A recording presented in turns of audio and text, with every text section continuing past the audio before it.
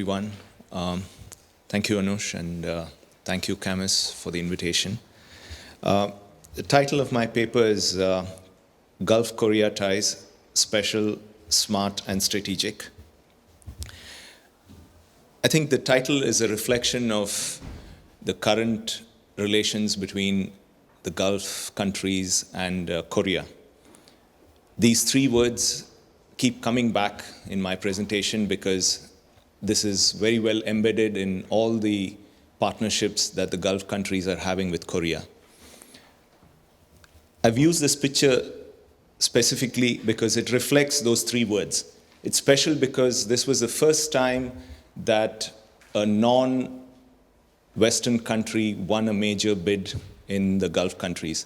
The UAE signing up to Korea to provide civil nuclear technology was indeed special because the other bidders were United States and France.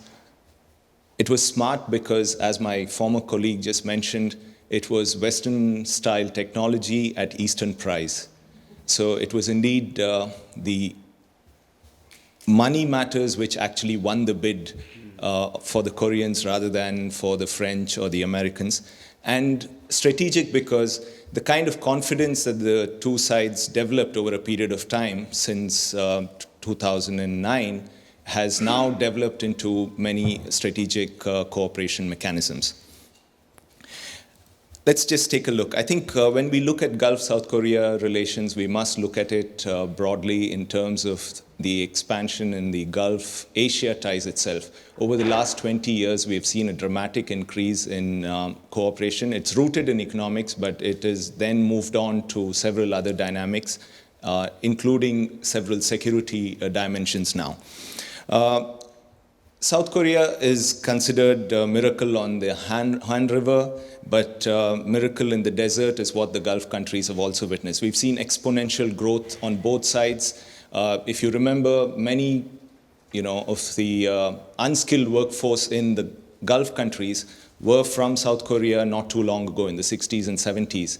But today, South Korea has become an exporter of manpower, and the Gulf countries have also witnessed tremendous growth. I mean, it's not often that you see a camel to cruise kind of development just in a matter of 50 years. I don't know how many of you are familiar with IBM, not the computer giant, but in the Gulf, IBM actually represents an acronym in Arabic. It's for Inshallah, Bukra, and Malish. Essentially, because that was the nature of business that was happening in the region. You visit any place in the Gulf in the 60s and 70s or even in the 80s and ask them for any sort of a deal, they would tell you, Inshallah, Bukra, come back tomorrow. And on the third day when you went back, it would be Malish, sorry, the deal can't be done.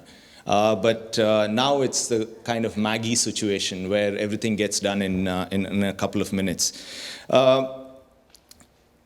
I think the ties between Gulf and South Korea is, of course, rooted in energy cooperation, but it's expanded over the last 2-3 decades into construction, engineering, transport, medium-sized business, healthcare, information communication technology, space, and now even defense sectors.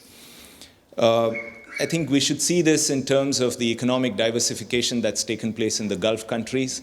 Along with that, I think Korea offers a very good knowledge economy model. And we must also see that on both sides, there has been foreign policy diversification along with economic diversification. There's been a sort of consistency. If you look at it, 3 successive Korean governments have now followed the same sort of policies irrespective of their political background. And I think that indicates economic sense is common sense. There's a thrust on the part of the Gulf countries too to move out of religious-based ideology and look at everything in terms of economic sense. We had, Gulf region being looked at an answer to South Korea's prayer for economic revitalization. There's also been the strategic relationship with UAE, which was elevated to special strategic partnership. This reminds me of something that we have in India where you just don't have a VIP, a very important person, but a VVIP and a VVIP. So in future, wonder what this special strategic relationship will be called. It perhaps will be special, a strategic relationship.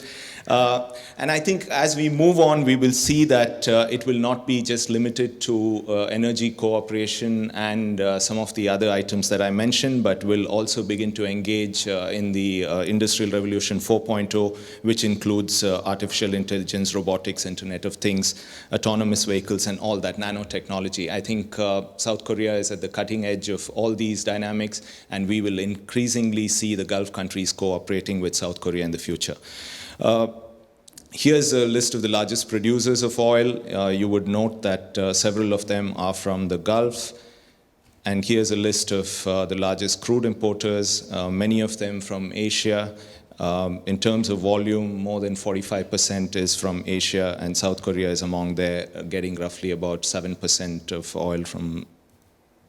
And this is indicative of who the major consumers are. And naturally, there is a synergy between the producers and consumers. Specifically, in terms of South Korea's crude oil imports, Gulf countries supplied roughly about 82% of the crude requirements for South Korea. This is their gas supplies, 42% from the Gulf.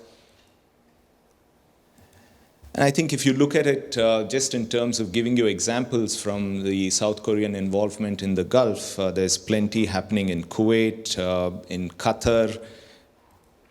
And again, when I meant strategic partnerships, one mustn't look at it only from the security perspective, but just in terms of how Qatar, for example, has managed to tie up with Korean shipbuilding firms. That's a strategic partnership to make sure that not only gas is being supplied, but also making use of Korean companies to build their ships.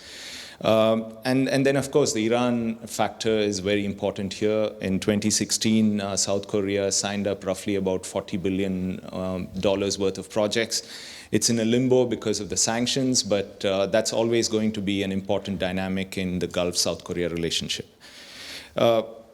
Again, in South Korea, we've had attempts at trying to develop nuclear cooperation, and South Korea's Vision 2030 committee with Saudi Arabia is very important because it looks at 5 key sectors, which is energy and manufacturing, smart infrastructure and digitization, capacity building, healthcare and life sciences, SMEs and investment. UAE is, of course, the shining example in terms of its relations with Korea from the Gulf, starting with Samsung being the primary contractor for the Burj Khalifa project, which is the world's largest, tallest tower. There are plenty of other projects apart from the nuclear technology that is being provided. These are some of the examples that I have. This is South Korea's trade figures with the Gulf countries, 2009 to 2018.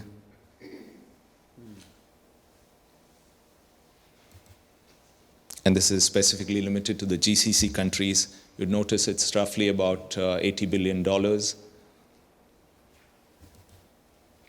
And this is a comparison that I wanted to provide you in terms of where South Korea stands with the other major Asian partners, and also a comparison with what it is, the European Union and the United States. Soft power is another factor that has driven South Korea's image in the region. You had the Korean Cultural Center opening in 2016 in the UAE, which is the region's first. You have Korean Language and Cultural Center now at the Zayed University. Roughly about 13,000 Koreans live in the UAE. 170 major Korean companies operate there. Korean children have now become the new STEM whiz kids. What Chinese and the Indians were in the Gulf before, now it's the Koreans. Go to any school and ask them who are the toppers in math and science, and it'll always be a Korean now. 200 Korean staff are operating a specialty hospital in Abu Dhabi. There are roughly about 3,500 Emiratis coming to South Korea for medical treatment. That was in 2016. And of course, K-pop, kimchi and bibimbap have warmed hearts in our part of the world. I just wanted to draw your attention to perhaps, lessons that the Gulf countries could learn from South Korea in terms of diplomacy. You had the sunshine policy. Currently, given that the president of South Korea is Moon, it could perhaps be called moonshine policy in the future. I think they are useful templates in the quest for peace in the Gulf region. Lesson in delicately balancing ties with Iran, I think, is most important, given how South Korea has managed its ties with North Korea. There's also something to learn from sports diplomacy. Co-hosting of the 2002 FIFA World Cup with Japan, I think, was interesting. 2018 Winter Olympics, where North Korea and South Korea kind of made up. That's interesting too. And I've wanted to bring that into context because next month the GCC countries are participating in the Gulf Cup in Qatar, and Saudi Arabia and UAE have announced that they will be taking part, which perhaps could be an indication of some sort of thaw. And I think it's also a proactive Gulf that we must remember. On the Gulf side, they have changed their foreign policies a fair bit in the last few years. They are no longer reactive, they're proactive. They're also transferring their economic might into some sort of diplomatic power and making sure that they are contributing to peace elsewhere. And one example is, of course, Saudi Arabia and UAE being involved in the Eritrea-Ethiopia peace deal not too long ago. The sanctions is a big factor. How has it played out in terms of South Korea's reliance on Iranian oil? You would notice from this slide that South Korea has almost brought down its imports from Iran to zero. Saudi Arabia and United States have been making up for the loss of Iranian oil. Strategic cooperation, I think it's really interesting that after South Korea first started about a decade ago to be part of the US-led CTF 151, they are now engaging in anti-piracy operations in Gulf of Aden and Horn of Africa. Since 2011, Korean Special Forces have been training a Special Warfare Unit in UAE and conducting joint exercises, which I think is a big change in terms of the region itself relying only on Western security systems. Between 2011 and 2016, Korea's defense exports to UAE was billed at about $31 billion. That's massive. I think Korea is beginning to occupy a certain segment in the Middle East and the Gulf in particular in terms of small and medium arms industry. And in 2019, South Korean anti-piracy naval contingent was dispatched to Gulf of Aden on rotational mission. And interestingly, again, in terms of the security diversification process that's taking place in the Gulf, we had Riyadh requesting Seoul to help bolster the kingdom's air defense system after the attacks in September on the Aramco facilities. To the last point of my presentation, I think if you look at this picture, it roughly tells you a story in terms of where the Gulf is headed. Slowly but surely, the US is disengaging from the region because it is not reliant on the Gulf oil anymore. From being,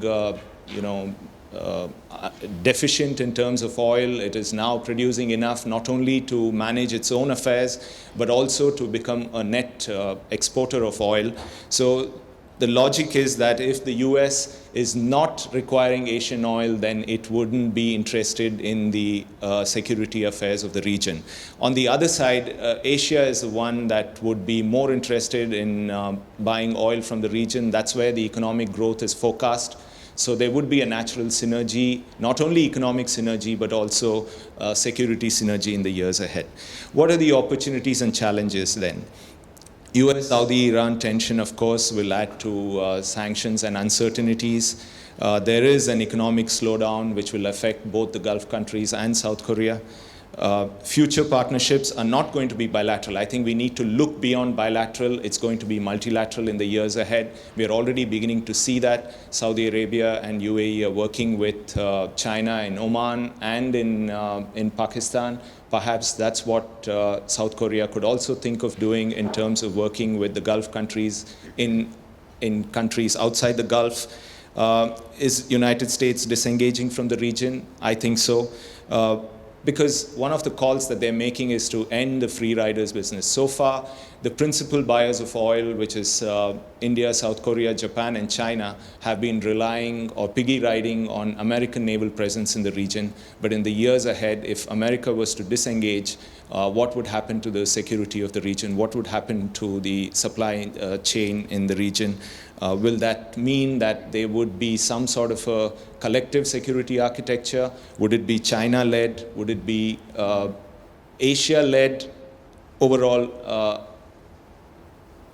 the way we can see things moving forward would be that it would perhaps be a collective security architecture that would be led by Asia, including the US, Russia, EU, and the other major powers. Thank you very much.